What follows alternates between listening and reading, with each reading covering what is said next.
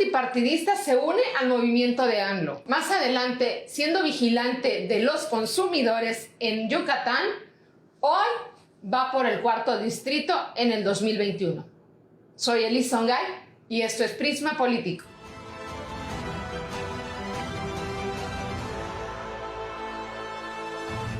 ¿Qué tal? ¿Cómo está? Muy bien, Elisa, muy bien. Muchas gracias por este espacio, por la oportunidad de platicar con todos ustedes. Pues este espacio es precisamente para que la ciudadanía, todos los yucatecos y aún más allá, puedan conocer los actores políticos del Estado, y ustedes son una de ellas. Pero para comenzar, ¿quién es Cicely Burgos?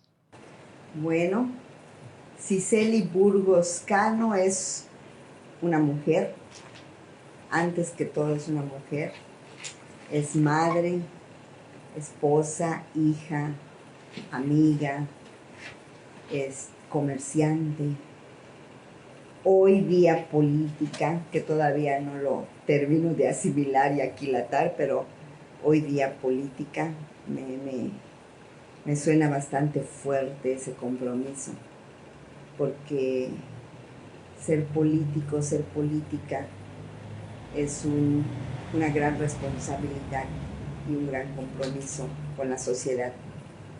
Pero bueno, a grandes rasgos, esa es Cicely. Ok. Pues platíquenos un poquito cómo se introduce usted precisamente siendo comerciante, como acaba de decir hace un momento, ¿verdad? ¿Cómo se introduce usted en la política? Bueno, esta es una larga historia, Elisa, muy larga. Mira, realmente en la familia, ni paterna ni materna, no hay antecedentes de alguien que haya sido político. De manera sanguínea no tenemos. Y realmente nunca me imaginé caer en este noble oficio que es la política. Pero voy a cortar un tramo muy largo de mi vida. Pero cuando yo me divorcio, me separo del padre de mis 2 hijas, empiezo a buscar trabajo y consigo uno con mucha dificultad en una editorial uruguaya, y me vuelvo vendedora de libros. Okay. Me contratan, realmente me va muy bien en la editorial. Ahí descubro que realmente me gustan las ventas, y de manera natural o por necesidad, no lo sé, me vuelvo la vendedora número 1 de esta editorial, ¿no? Y empiezo únicamente en una zona de Yucatán, después empiezo a abarcar todo el estado, después me dan encomiendas en Quintana Roo, en Campeche, en Tabasco, y cuando me doy cuenta, pues ya soy gerente de un territorio, gerente territorial. Y es ahí cuando empiezo a viajar ya de manera permanente y recurrente. Forma parte de mi vida viajar fuera de Mérida, de Yucatán. Y en esos viajes que hacía yo por carretera, todo por carretera, con mercancía a bordo, porque visitaba todas las escuelas de educación básica, ya que el magisterio era el mercado final de este material que manejaba la editorial. Pues un día, trabajando en el estado de Tabasco, precisamente en la tierra del presidente, hoy presidente, licenciado Andrés Manuel, pues entro a vender a una escuela, a unos maestros de una escuela de Tepetitán, y ahí me platican quién era Andrés Manuel López Obrador. Okay. Estoy hablando del año 2004, 2005, y ahí empiezo yo a conocer quién era Andrés Manuel como ser humano, como persona, de habitantes y ciudadanos de su localidad, cercanos. Y yo escuchaba por prensa que Andrés Manuel era un demonio, un diablo, un comunista. Y el yucateco, pues aquí sí lo quiero recalcar, pues el yucateco se mantenía, ahorita ya se abrió un poquito más, muy territorial, muy localista, muy cerrado. Y pues bueno, digo, pues ese señor seguro que es un diablo. ¿Por qué? Porque eso decíamos aquí en Yucatán. Pero el viajar me permitió conocer a otras personas, otras historias, otras perspectivas de ver la vida y sobre todo me permitió conocer al ser humano que era Andrés Manuel López Obrador. Obviamente Andrés Manuel López. Eso fue hace 15 años. Hace 15 años, poquito, casi 16. Yo creo que ya 16 años porque fueron los inicios. 2004 al 2005 se dio más o menos este tiempo. Él ya estaba en la lucha de la presidencia. Él ya era jefe de gobierno de la Ciudad de México, antes del Distrito Federal. Y pues continué trabajando. Me tocó trabajar Veracruz, Puebla, el estado de Morelos, un pedacito del estado de Guerrero, Chiapas. Y pues ahí se fue nutriendo otra perspectiva de la vida del señor hoy presidente de la República y también de diferentes maneras de pensar, diferentes perspectivas. Pudo ver diferentes facetas de la política. De política y de vida, de todo, ¿no? Entonces eso me permitió a mí, pues, que el día, ya en el 2005, cuando empiezan a querer desaforar al licenciado Andrés Manuel, por aquel caso de la calle que abrió para tener acceso a un hospital, pues ahí me indigno, porque yo conocía la realidad de las cosas, porque aparte de eso las oficinas estaban en Huastepec, Morelos, iba muy seguido a la Ciudad de México de compras y pues vi el cambio que se generó en la Ciudad de México, muy diferente al que había de inseguridad, de asaltos a media cuadra. Eso realmente, esos cambios se dieron. Conocí de las escuelas, las preparatorias, la universidad, que Andrés Manuel, el segundo piso, que también lo atacaron muchísimo, pero hoy día, a pesar de los temblores que hay, el único que permanece de pie es el que construyó el presidente, ¿no? En ese tiempo. Entonces es cuando yo digo, no puede ser, voy a meterme, voy a informar. En Yucatán no lo conocen, están muy cerrados, y por coincidencias de la vida conozco a una maestra, me voy a reservar el nombre porque no tengo autorización de decirlo, pero ella todavía está en la lucha. Conozco una maestra que daba clases en una escuela, en la escuela primaria de Cholul. Precisamente me compra un curso de inglés para sus hijos. Y voy a mostrarle cómo es el curso a su casa, a instalarse en una computadora. Pues ese era mi trabajo. Y lo primero que me encuentro es una fotografía del Che Guevara en la sala de su casa. Y le digo, ¿qué hace usted con esa fotografía de mi novio, maestra? Le digo, ay, me dice, su novio. Me dice, pues él es mi amante, me dice, se lo quité. Me dice. Y le digo, bueno, y nos pusimos a platicar. Y hablamos del presidente. Bueno, hoy presidente, en ese tiempo jefe de gobierno. Y resulta que ella era de una corriente política de izquierda. Y me dice, pues si está indignada y tiene tanta claridad, ¿por qué no nos apoya? Ahí llegó la invitación. Ahí llegó la invitación, porque yo no sabía a quién acudir, yo no conocía a los actores políticos de acá, los veía en tele, en prensa, en foto, pero yo ni sabía. Y sin antecedente familiar en la política, como nos había dicho, no conocía los partidos, estaba a favor o en contra de ellos. Yo incluso ni siquiera votaba. No creía en los partidos. No creía en los partidos, no creía en la política, no creía en los políticos.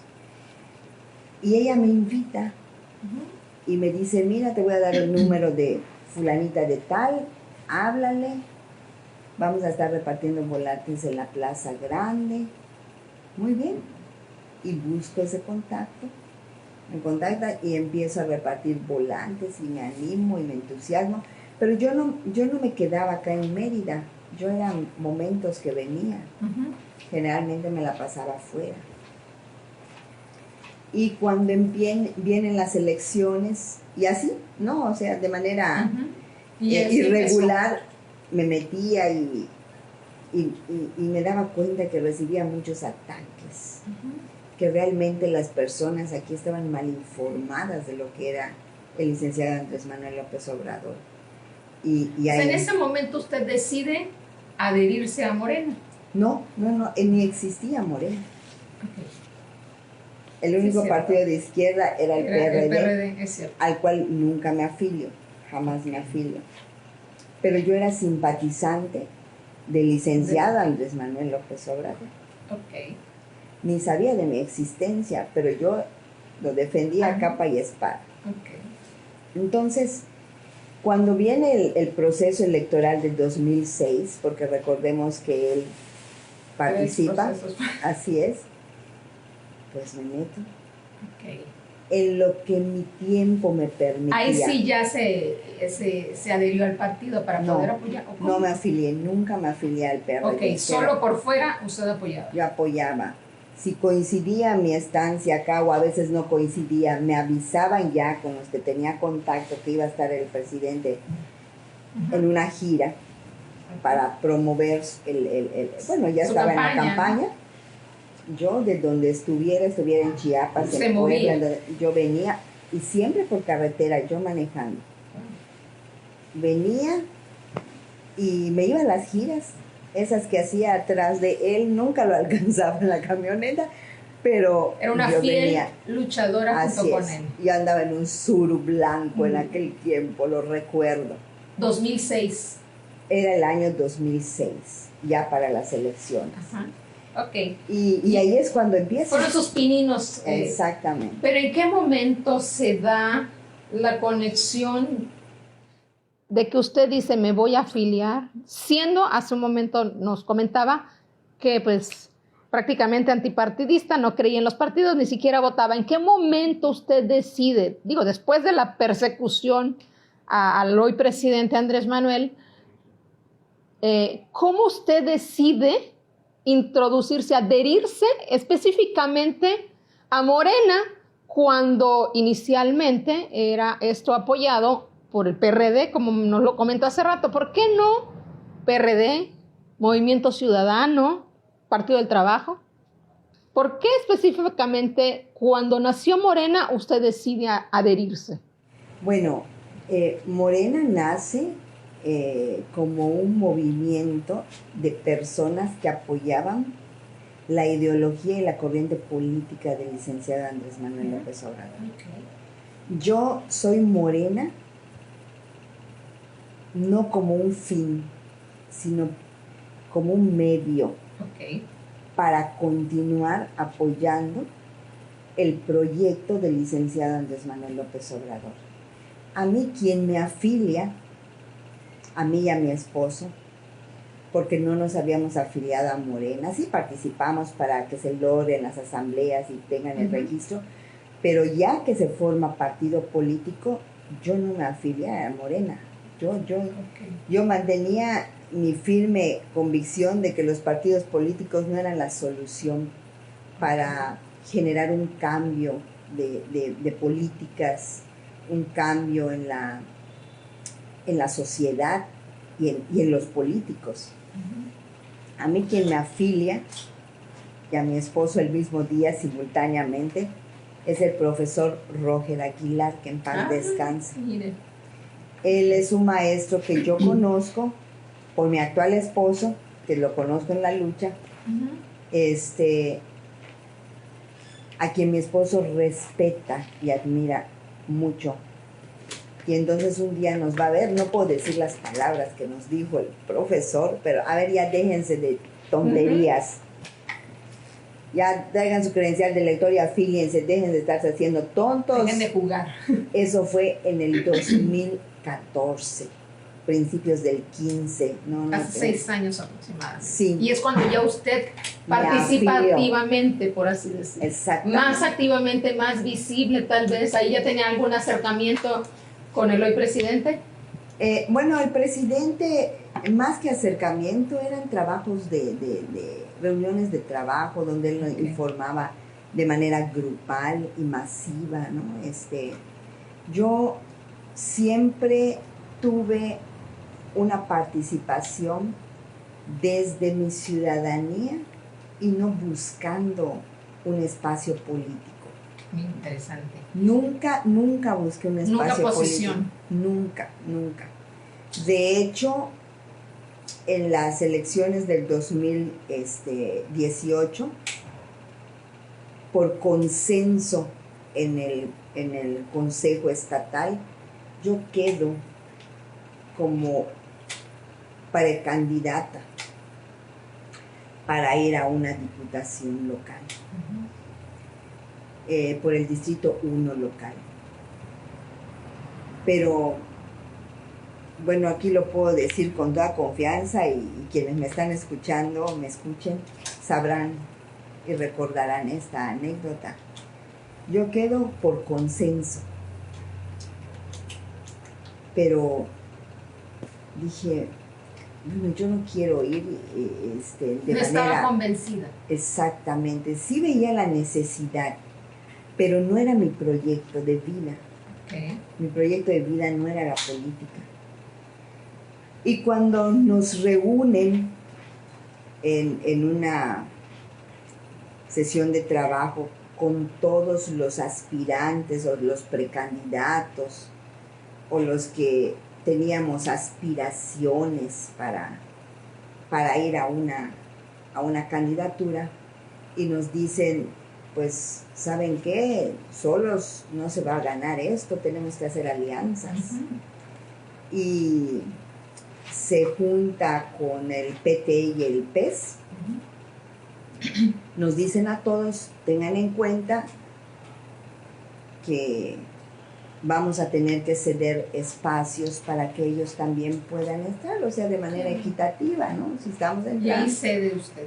Y entonces, en la plena reunión, cuando era el espacio para preguntas, si alguien tiene duda, pregunte, y yo levanto la mano. Y me dice, en ese tiempo estaba la enlace estatal, que era Katia Meave, el presidente del partido que hasta ahorita está, Mario Mesh, y el secretario Eleonaí Contreras, que eran quienes dirigían la reunión. Y me dicen, sí. Me dice, Eli, ¿qué pregunta tienes? No, le digo, ninguna pregunta. Ahí está aquí mi espacio.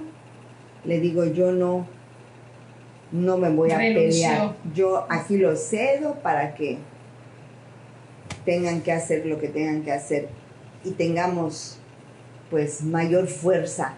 Claro. Porque el objetivo era lograr que el presidente llegue a ser presidente de la República. Claro. 6 años ya afiliada a un partido, aún sin creer en ellos, pero bueno, como ya nos lo explicó, ¿verdad? La finalidad del por qué. En estos 6 años, sabemos que su último cargo fue hasta hace poco en Profeco, Yucatán. Anterior a eso, ¿cuál era la función de Cicely Burgos dentro de Morena, dentro del partido, dentro de la militancia? Bueno, primeramente fui una activista muy férrea, muy... ¿Trabajó con las mujeres? Trabajé mucho con las mujeres, motivo por el cual, bueno, previo a Morena, a ya estar de manera muy activa con Morena, pues tenía yo amigas feministas y de alguna manera me metí a hacer trabajos. Una de ellas es aquella maestra de Cholul que me hace la primera invitación para meterme a repartir volantes en contra del desafuero. Ajá.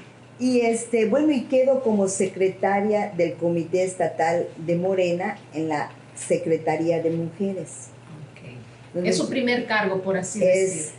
Bueno, el primero, consejera estatal, porque hay que quedar como consejera para poder participar y quedar dentro del comité estatal. ¿De ahí vino la candidatura a la cual renunció?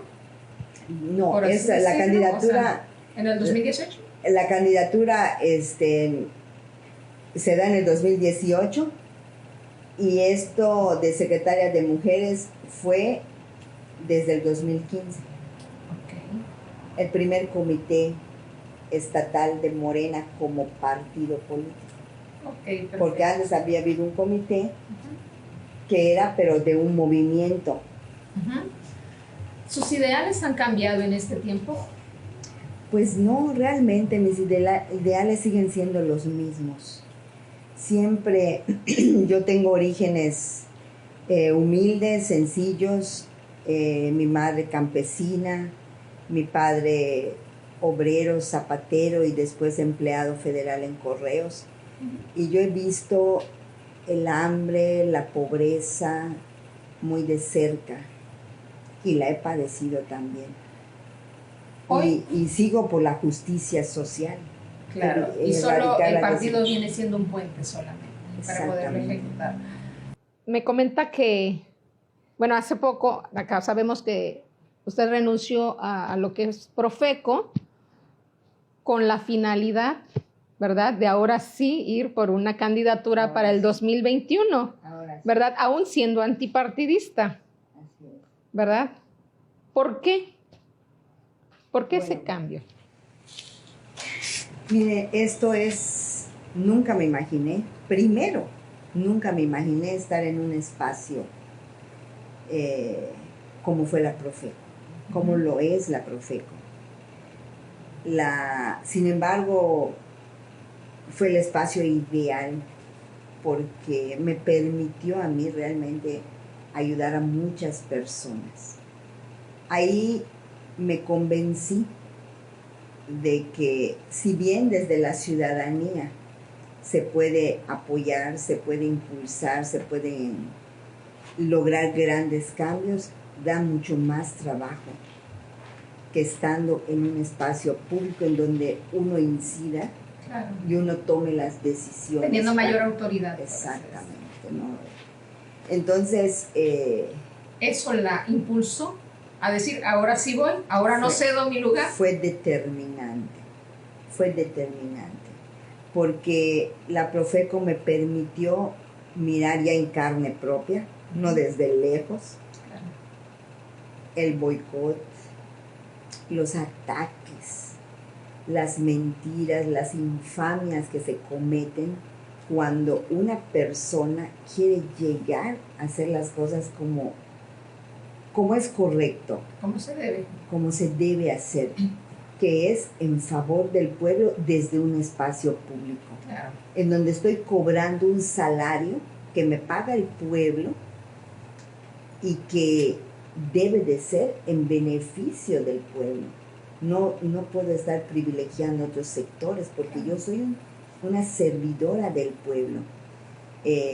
Entonces, vivirlo en carne propia, eso fue fulminante y contundente para decir esta vez voy. Ahora sí voy. Y ahorita sí voy con toda intención, con toda mi fuerza, con toda mi convicción, porque hoy sí me asumo política, aunque no me quieran dar el título, quien no me la quiera dar.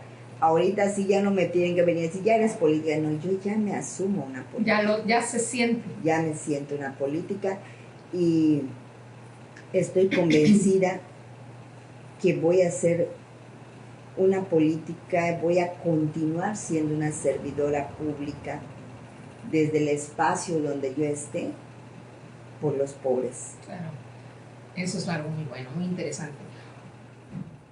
Siendo antipartidista, ya con la aclaratoria de que Morena, pues bueno, a pesar de ser antipartidista, Morena ha sido el canal para poder ayudar a los más necesitados. ¿Qué opina usted precisamente del partido Morena? Bueno, Morena se convierte en partido. Esto quiero hacer mucho énfasis en esto, por una necesidad de cumplir con las reglas del juego establecidas. Con las reglas del juego establecidas.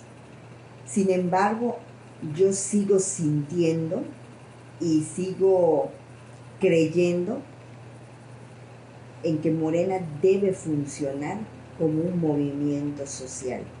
Como su nombre lo dice. Como es un movimiento de regeneración nacional.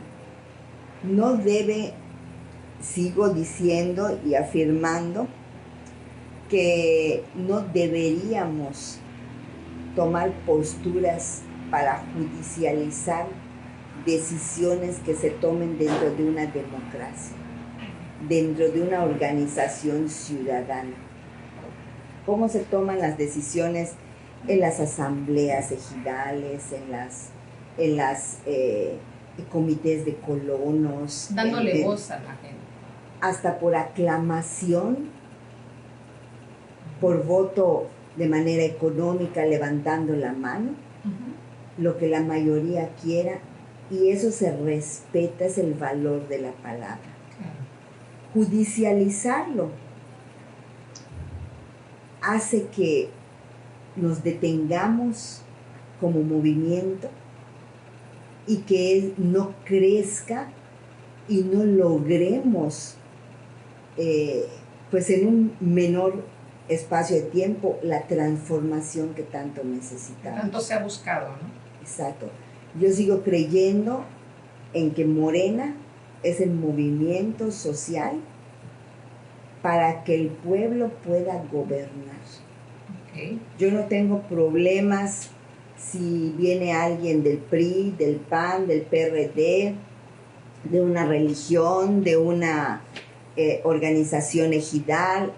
No, porque Morena es el arma, es el vehículo para que el pueblo se empodere y pueda gobernar el pueblo.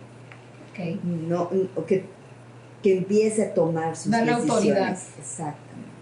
En ese contexto, ¿qué opina usted del comité estatal aquí en Yucatán dirigido por Mario Mesh? Yo pienso que tendría que sumar. ¿Cree que hay división? No, desde luego que sí hay divisiones. Negarlo sería negar que estamos vivos, ¿no? Y eso no ayuda. Pero esto no se da solamente en Morena. Se da en todos los espacios donde hay una relación de seres humanos.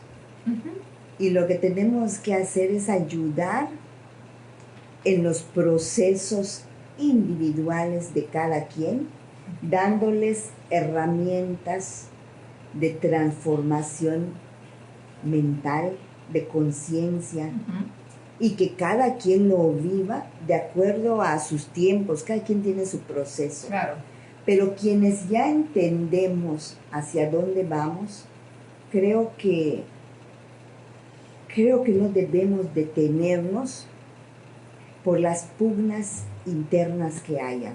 Claro. Nosotros tenemos que aprender a trabajar con todos, aprender a sumarlos y respetar las debilidades humanas que todos tenemos. O sea, yo no soy perfecta, he cometido N número de errores y equivocaciones en mi vida, pero lo importante es tener la madurez de decir, bueno, sí, tampoco voy a estarme lacerando el alma porque lo cometí.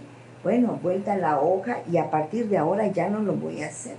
Entonces creo que tenemos que ir madurando como sociedad y los cambios sociales son lentos. Totalmente, son lentos los procesos. Hace poco acaba de salir a relucir un nuevo grupo que se llama Mexican por la Cuarta Transformación. Sí, lo he escuchado. Y bueno, Mexicanos por la Cuarta. Ajá, sí, así es. Y bueno, a usted se le ha visto en ciertas reuniones con, pues, con ellos. Con los compañeros, sí. Ajá. ¿Qué nos puede decir al respecto de ese grupo? Pues lo mismo que estoy comentando previamente con esto. Si ellos creen en la necesidad de hacer un movimiento alterno, siempre dentro de Morena, pues yo creo que es su derecho. Algo importante que acaba de decir, dentro de Morena, pero aquí en Yucatán, Mario Mesh no lo reconoce. Bueno, respeto lo que el compañero Mario Mesh diga, en lo particular y en lo personal. Yo como ciudadana, como persona individual, yo creo que es necesario sumar a todos. Alianza. Es como decir, a los católicos no los voy a aceptar porque creen en Dios. Claro. O sea, no se trata de fortalecernos desde las diferencias, sino desde las coincidencias. Exacto. Y bueno, y Mexicanos por la Cuarta Transformación lo integran compañeros valiosísimos. Los que conozco que pertenecen a Morena. Y bueno, tienen sus particulares puntos de vista. Sin embargo, han es estado... como un as bajo la manga para reforzar, para hacer más fuerza. No, yo creo que son grupos en donde las diferencias con la unidad mayor, pues los han agrupado y ellos coinciden con algo. ¿Qué he detectado en Mexicanos por la Cuarta Transformación? Todos podrían ser mis hijos. Son puros jóvenes. Okay. Es un movimiento de jóvenes que quieren, entusiastas que se necesita. Claro. Se necesita. Yo, por ejemplo... La fuerza de la juventud, ¿no? Entonces, yo es lo que he detectado. Creo que el más grande tiene 30 años. Wow. Entonces, y me dicen, si se alimenta mexicanos, ay, no, les digo, me van a decir la abuelita de ustedes. Les digo, no, yo les apoyo donde estén, así como apoyo a las feministas. Bueno, qué soberbia la mía decir que apoyo, ¿no? Sino que estaré con todos, compartiré, pero eso es lo que he detectado en Mexicanos por la Cuarta. Son muchachos jóvenes. Con ideas frescas. Ideas frescas y que desde muy chiquitos, desde la edad de 18, 19 años, 20 creo a lo más, ya estaban empezaron en el movimiento. Entonces son como que, ay, nosotros somos los jóvenes y nosotros... Claro. Es la nueva generación que viene. Algo así veo en Mexicanos por la 4T. Muy interesante. Viene siendo como que el preparativo para sustituir de cierta forma. Así es. Por último, sus aspiraciones para el 2021. Mis aspiraciones. Bueno, mira, creo que puedo hacer mucho desde el espacio legislativo y voy por un espacio, una diputación federal. Ok. ¿A cuál? Va a depender de muchas cuestiones como el tema de género, todas estas reformas que se están dando, pero sí voy por un espacio, a un distrito federal, ¿no? Estoy convencida que desde allá se puede afectar, se pueden llevar a cabo acciones que realmente hagan un cambio, se logre el cambio que se necesita, ¿no? Claro, no es tarea de uno solo, claro, sino la continuidad. Ya está trabajando en ello. Así es. Pues muchísimas gracias por este tiempo, por poder conocer un poco más de Cicely Burgos y sobre todo que pues la audiencia pueda conocerla para que puedan ir a poner su dedito para el 2021 a favor de... Esperemos que sí pongan el dedito. Gracias a Cicely Burgos por compartirnos su experiencia en la política.